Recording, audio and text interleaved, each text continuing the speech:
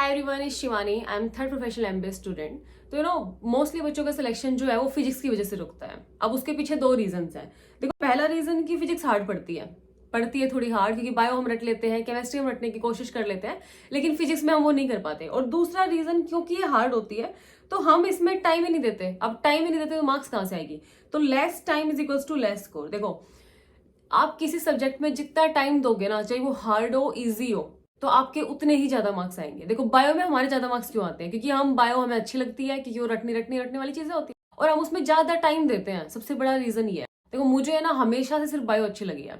और trust me, जब मेरा सिलेक्शन हुआ उससे पहले मैंने फिजिक्स कभी हाथ ही नहीं लगाई होगी। बस ऐसे सोच रखा था कि हाँ, एग्जाम में जाने से पहले एक बार थोड़ा फॉर्मूला देख लेता हूँ। लेकिन देखने देखने से कुछ नहीं होता, मानते हो? देखो, जैसे है ना, हम लोगों ने सब में 500 2000 जितने का भी आता है वो सारे नोट हमने देख रखे हैं। उस नोट पे बहुत सारी चीज लिखी होती है, कभी देखना आप। लेकिन हमें सिर्फ उसमें एक ही चीज पता है कि उसमें गांधी जी की फोटो होती है और उसमें पैसे लिखे होते हैं। वो इसलिए क्योंकि हम हमेशा से बचपन से उसको देखते आ रहे हैं। तो वही है कि फिजिक्स में अगर आप देख देख के करोगे ना तो कुछ नहीं होने वाला, सिर्फ ऊपर ऊपर से सुपरफिशियल चीजें याद रहेंगी। तो हमेशा जब भी फिजिक्स पढ़ते हो तो सबसे इंपॉर्टेंट चीज कि ऊपर ऊपर से चीजें नहीं देखनी है। हमेशा पेन और नोटबुक के साथ ही पढ़ना है आपको, अदरवाइज कोई फायदा नहीं है, मत पढ़ो बेशक। तो चलो स्टार्ट करते हैं। देखो, सबसे पहले अपनी सर्दी से बच के रहो। अगर बीमार पड़ गए तो कोई एक्सक्यूज नहीं सुना जाएगा आपका कि मैं बीमार हो गया था इसलिए मेरा टाइम वेस्ट हो गया, इसलिए मेरा सिलेक्शन नहीं हुआ। देखो, जो हो रहा है, सिलेक्शन होना ना होना सिर्फ आपका है। आपका फायदा और आपका नुकसान है, किसी का कोई लेना देना नहीं। ठीक है, तो अपना फायदा देख के चलो, सर्दी से बिल्कुल बच के बैठो। देखो, 4 महीने बच रहे हैं। खुद से पूछोगे कि क्या मेरा हो सकता है, तो यही लगेगा नहीं हो सकता। मुझसे पूछोगे कि हो सकता है, मैं कहूंगी हो सकता है, क्योंकि मैंने भी किया है तो आप भी कर सकते हो। देखो, मेरे ड्रॉप्स थे, नो डाउट थे, लेकिन आपको पता है कि आपको कल का पढ़ा हुआ आज याद नहीं होता। तो मुझे अपना वो ड्रॉप्स का पढ़ा 1 साल बाद कहाँ से याद रहने वाला था? तो आप ये कह सकते हो कि हाँ, मुझे पता था क्या आता है, थोड़ा बेसिक्स क्लियर थे मेरे। बाकी पढ़ना तो आपको पूरा दोबारा ही पढ़ता है, आपको पता होगा। तो मैं कहूंगी कि 4 महीने हैं, अगर आपको हल्का हल्का आइडिया है कि हाँ क्या सिलेबस है और क्या चीजें हैं, तो आप कर सकते हो। देखो, इस वीडियो में ना मैं बिल्कुल पूरा बताने वाली हूँ कैसे आप इन 4 महीनों में अपनी फिजिक्स को यहाँ से यहाँ पहुंचा सकते हो। तो एक और चीज कि वो टाइम गया कि मैं इतने chapter, 4 chapter is equals to 140 marks करके और मैं अपना सिलेक्शन ले लूंगा, वो टाइम जा चुका है। अब कट ऑफ इतनी हाई जाती है कि आपको सब पढ़ना पड़ेगा। लेकिन यहाँ पे मैं आपको पता है क्या बता रही हूँ? मैं आपको सारे चैप्टर्स बताऊंगी, लेकिन मैं सीक्वेंस में बता रही हूँ। एक प्रायोरिटी लिस्ट बता रही हूँ कि सबसे पहले ये वाले चैप्टर्स करो, इनसे ज्यादा वेटेज है, इजी पढ़ेंगे, उस टाइप से चीजें बताऊंगी। ठीक है, तो सबसे पहले सबसे छोटा सबसे फेवरेट हमारा यूनिट एंड डायमेंशन। देखो, यूनिट एंड डायमेंशन है ना, 2024 के हिसाब से मैं बात कर रही हूँ, तो इसमें 3 क्वेश्चन आए थे और इसमें से हर साल 2 या 3 क्वेश्चन तो आते आते हैं। उसके बाद आते हैं हम सेमीकंडक्टर पे। देखो, सेमीकंडक्टर से भी इस साल 4 क्वेश्चन आए थे और अगर आप पीछे का उठा के देखो ना तो इससे हर साल 3 से 4 क्वेश्चन आते आते हैं। उसके बाद आता है करंट इलेक्ट्रिसिटी। करंट इलेक्ट्रिसिटी से इस बार 3 क्वेश्चन आए थे और हर साल इससे 3 4 5 क्वेश्चन तक आते आते हैं। देन उसके बाद आता है इलेक्ट्रोस्टैटिक्स, इसके साथ आप ग्रेविटेशन करना। तो इलेक्ट्रोस्टैटिक्स से इसमें आपका कैपेसिटेंस भी आ गया, तो इससे आपके 4 क्वेश्चन आए थे और इससे हर साल 3 से 4 क्वेश्चन आते आते हैं। और ग्रेविटेशन की बात करें तो इससे हर साल आप देखोगे ट्रेंड 2 क्वेश्चन आते आते हैं। उसके बाद आते हैं हमारा रे ऑप्टिक्स और वेव ऑप्टिक्स। इसमें से भी रे ऑप्टिक्स ज्यादा इंपॉर्टेंट है क्योंकि इससे हर साल 3 4 क्वेश्चन आते हैं। इस बार इससे 2 क्वेश्चन आए थे। वेव ऑप्टिक्स की बात करें तो इसमें भी दो क्वेश्चन आपको मिलते हैं। अब है ना, रे और वेव सुन के ना बहुत ज्यादा खौफ पैदा हो जाता है हमारे अंदर। लेकिन आप अगर एक चीज देखोगे, आप अगर पीवाईक्यूज उठा के देखोगे ना, तो आपको फिजिक्स में एक कॉमन चीज दिखेगी कि सेम टाइप के क्वेश्चंस रिपीट होते हैं हर साल। जैसे एक यूनिट है, तो अगर आपने पढ़ा होगा ना तो आपको पता होगा कि इस यूनिट में से सिर्फ ये 3 4 टॉपिक ही हैं जो इंपॉर्टेंट है, जिनसे क्वेश्चन आने वाले हैं। और ये आपको कैसे पता लगेगा? और आप पीवाईक्यूज करते हो, जब आप मॉक टेस्ट प्रैक्टिस करते हो, तो उनसे आपको आइडिया लगता है कि चैप्टर में कहाँ से क्वेश्चन आते हैं, इंपॉर्टेंट चीज कौन सी है। तो मेरी मानो तो आप मॉक टेस्ट बहुत ज्यादा दो। देखो, सिर्फ पढ़ने से कुछ नहीं होने वाला, मॉक टेस्ट तो आपको देने ही पड़ेंगे, अदरवाइज कोई सिलेक्शन की गुंजाइश नहीं है। तो टेस्ट के लिए आप पीडब्ल्यू की रियल टेस्ट सीरीज ज्वाइन कर सकते हो। तो ये एक ऑफलाइन टेस्ट सीरीज है जो इंडिया में 250+ ऑफलाइन सेंटर्स पे हो रही है। तो इसमें आपको नीट की तरह ही रजिस्ट्रेशन करना होगा, नीट की तरह आपका एडमिट कार्ड निकलेगा, साथ में नीट वाली फीलिंग दिलवाएगा। जब आपके साइड में बहुत सारे बच्चे बैठे होंगे ना, तो आपको कंपटीशन का पता लगेगा, आपको पता लगेगा कि नीट के एग्जाम में कितनी घबराहट, कितनी एंजाइटी, ये सारी चीजें होती हैं। तो उनसे डील करना आपको आएगा कहीं ना कहीं। तो क्लास 11th के लिए ना, इसमें आपके पास 12 टेस्ट मिलेंगे आपको, जिसमें से 7 पार्ट टेस्ट होंगे और 5 फुल टेस्ट होंगे। और इसमें से भी आपके 6 ऑफलाइन होंगे और 6 ऑनलाइन होंगे। और जो टेस्ट आपके हो चुके हैं ना, उनकी टेंशन नहीं लेनी है, उनको आप रियल टाइम कर सकते हो। और क्लास 12th और ड्रॉपर के लिए बात करें तो इसमें 29 टेस्ट है। इसमें आपके 15 रियल टेस्ट होंगे और 14 आपकी रैंक का टेस्ट बुकलेट होगी जो ऑफलाइन होगी। और 15 रियल टेस्ट में आपके 7 पार्ट टेस्ट है, 8 फुल टेस्ट है, और इसमें से आपके 6 ऑफलाइन होंगे और 9 आपके ऑनलाइन होंगे। तो इसमें आप है ना मेरा कूपन कोड यूज कर सकते हो, क्लास 11th के लिए DSD 11 और क्लास 12th के लिए DSD 12। तो अगर आप कूपन कोड यूज करते हो तो आपको 600 ऑफ मिल जाएगा। तो मैं आपको डिस्क्रिप्शन में लिंक दे रही हूँ, आप चेक कर। देखो टेस्ट देने बहुत ज्यादा जरूरी है। देखो मैंने मेरे टाइम पता क्या गलती की थी, मैं हमेशा जब भी टेस्ट देती थी तो उसमें सिर्फ बायो अटेम्प्ट करती थी और फिर मैं खुश होती आके कि हाँ बायो में मेरे 250 नंबर आ गए, 720 में से आए हैं वो 250। लेकिन मेरे दिमाग में होता कि सिर्फ मैंने बायो अटेम्प्ट किया इसलिए मेरे 250 आ गए, जिस दिन फिजिक्स केमिस्ट्री की तो पता नहीं कितने आएंगे, और वो दिन कभी नहीं आया और वो दिन कभी आता भी नहीं है। एक बार किसी को आदत पड़ जाती है ना सिर्फ बायो या केमिस्ट्री अटेम्प्ट करने की, तो वो फिजिक्स कभी हाथ ही नहीं लगा सकता। तो ये सबसे बड़ी गलती है, सबसे पहले इसमें सुधार करो आप, ठीक है। आगे बात करें मैग्नेटिक इफेक्ट और मैग्नेटिज्म, इसमें दोनों के मिला के आपके 4 क्वेश्चन आए थे और हर साल इसे 3 से 4 क्वेश्चन आते हैं। देन उसके बाद आते हैं हमारे वो चैप्टर्स जो हम टिंगे टिंगे समझ के छोड़ देते हैं। लेकिन अगर आप देखोगे एसी, ईएमआई और ईएमडब्ल्यू मतलब ईएम वेव, तो इसमें से टोटल एसी में 2 क्वेश्चन, ईएमआई में 2 क्वेश्चन और ईएम वेव में 1 क्वेश्चन, मतलब 5 क्वेश्चन आपके ये छोटे छोटे चैप्टर लेके बैठे हुए हैं, जिनमें आप अगर 2-3 फॉर्मूला देख के थोड़े से 10-15 क्वेश्चन प्रैक्टिस कर लेते हो ना, तो आपके 5 क्वेश्चन कहीं नहीं जा रहे होते। देन उसके बाद आता है ड्यूल नेचर, बहुत छोटा सा चैप्टर,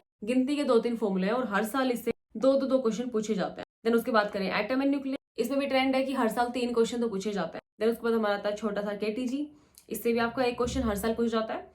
देन उसके बाद आता है वर्क एनर्जी पावर, इससे भी लगभग 2 क्वेश्चन हर साल पूछे जाते हैं। उसके बाद आता है एलओएम, इससे भी 2 क्वेश्चन पूछ जाते हैं हर साल। देन उसके बाद आती है हमारी सबसे डरावनी यूनिट, रोटेशनल मोशन। यार पता नहीं अब मेरा सिलेक्शन हो गया तब मुझे इतने ईजी लग रहे हैं क्या, आई डोंट नो, लेकिन फिलहाल मुझे सुन के इतना ईजी लग रहा है कि हर यूनिट में गिनती के 4-5 फॉर्मूले हैं और आप वो नहीं पढ़ पा रहे हो, मतलब आप कोशिश ही नहीं कर रहे हो, तभी नहीं हो पा रहा। क्योंकि जब मैंने कोशिश की ना तो मैंने भी कर लिया। सच में विश्वास मान के एक बार आप फिजिक्स को उठाओ, आप देखोगे हर यूनिट में सिर्फ 3-4 फॉर्मूले ही हैं जिनसे क्वेश्चन आते हैं। तो एक बार उस टाइप में क्वेश्चन प्रैक्टिस करोगे तो आपके सारे क्वेश्चन बन जाएंगे। लेकिन आप करने वाले तो बनो, एक बार उठाओ तो सही आप नोटबुक, बट आपसे इतना ही नहीं हो पाता, बुरा लग रहा है मुझे बहुत ज्यादा। देन उसके बाद आता है आपका ऑसिलेशन एंड वेव, इससे भी हर साल 2 क्वेश्चन पूछे जाते हैं। उसके बाद आती है आपकी प्रॉपर्टी वाली यूनिट, मतलब सॉलिड लिक्विड्स वाली, तो इसमें टोटल दोनों के मिला के इस बार 4 क्वेश्चन पूछे गए थे और पिछली बार इसमें से 1 भी क्वेश्चन नहीं। देन आती है लास्ट में आपकी काइनामेटिक्स। काइनामेटिक्स यार मैं बताऊं ना तो मुझे हार्ड लगती थी बहुत ज्यादा, क्योंकि मुझे लगता था कि अगर आप नोट्स रिवाइज करते हो तो उसमें बहुत ईजी चीजें दे रखी हैं, लेकिन जब उसके क्वेश्चन करने पे आते हो तो पता नहीं कहाँ से इतने हार्ड क्वेश्चन बना देते हो। तो मुझे पर्सनली बहुत हार्ड लगती थी, तो इससे इस बार 1 क्वेश्चन पूछा गया था, वरना इससे 3 क्वेश्चन तो लगभग पूछे जाते हैं। तो एक बार अपना देख लेना। और आपकी जो एक नई यूनिट मिलाई थी वो प्रैक्टिकल फिजिक्स वाली, तो उससे भी इस बार 1 क्वेश्चन पूछा गया था। उससे तो हर साल पूछा ही जाएगा लगभग 1 क्वेश्चन, तो उसको भी अपना देख। तो ये छोटा सिलेबस है आपका जिसका आपने हावलड़ मचा रखा है। तो देखो 4 महीने आपके पास, तो जनवरी और फरवरी 2 महीने आप अपना सिलेबस कंप्लीट करो। देन मार्च में अपना पहला रिवीजन लेना और अप्रैल में पूरी अप्रैल आपको मॉक टेस्ट देनी है, साथ में आपको रिवीजन करना है, ठीक है। ऐसे प्लान करके चलना है। और ये सारी चीजें ना तभी हो पाएंगी पॉसिबल अगर आप दिन में कम से कम 13+ आवर्स स्टडी करो।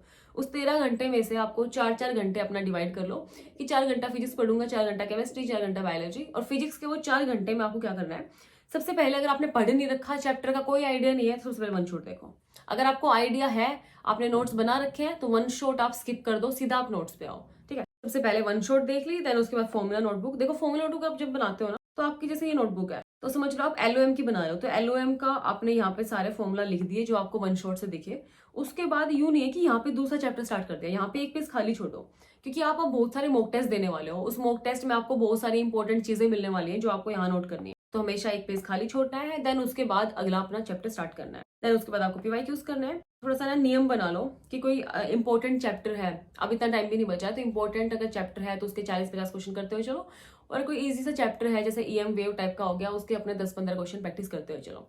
अब देखो क्वेश्चन प्रैक्टिस का मतलब ये नहीं है कि मैं तो नया बच्चा हूँ, मुझे कुछ नहीं आता, तो मैं तो क्वेश्चन पढ़ूंगा और सोल्यूशन अपना दिमाग में टेपूंगा, जो कि आपके दिमाग में भी नहीं रहने। तो आपको क्या करना है, आपको सोल्ड क्वेश्चन प्रैक्टिस करना है। अब सोल्ड का मतलब ये नहीं कि आप सोल्ड के लिए बुक अलग से खरीद रहे हो। कोई भी आपके पास बुक है जिसमें क्वेश्चंस दे रखे हो तो पीछे सॉल्यूशन तो गिवन होता ही है। तो आपको क्या करना है, तो देखो आपको क्या करना है, क्वेश्चन देख के पहले डरना नहीं है।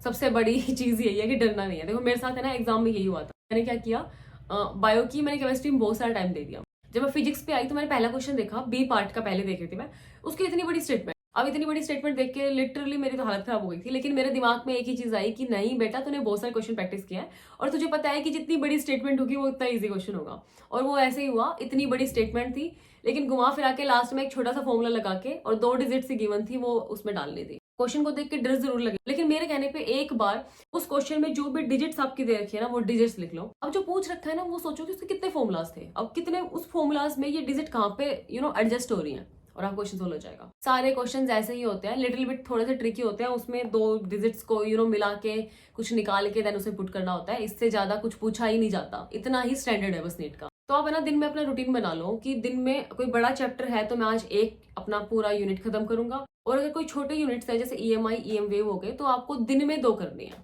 ठीक है। तो ऐसे करके आप 2 महीनों में आराम से अपना सिलेबस कंप्लीट कर लोगे, बस घबराना नहीं है। बस ये सोच लो कि हाँ आज से पढ़ना शुरू करो, तब भी मैं अपने आप को प्रूव कर सकता हूँ। देखो मॉक टेस्ट जब एनालाइज करोगे तो जो गलत क्वेश्चन हुए हैं वो 2 टाइप के निकल के आएंगे। पहला कि आपको वो क्वेश्चन आता ही नहीं था, दूसरा वो आता था।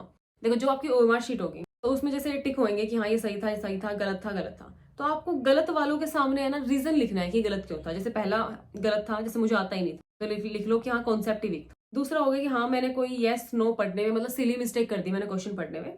अगला हो गया कि हाँ भाई मैंने OMR गलत फिल कर दी थी, या फिर मेरी कैलकुलेशन मिस्टेक हो गई थी। तो आपको है ना एक लिस्ट बनानी है कि मैं किस टाइप की गलतियां ज्यादा करता हूँ। तो आप देखोगे कि आप है ना सिली मिस्टेक सब ज्यादा करते हो, कि आपने क्वेश्चन पढ़ने में गलती कर दी।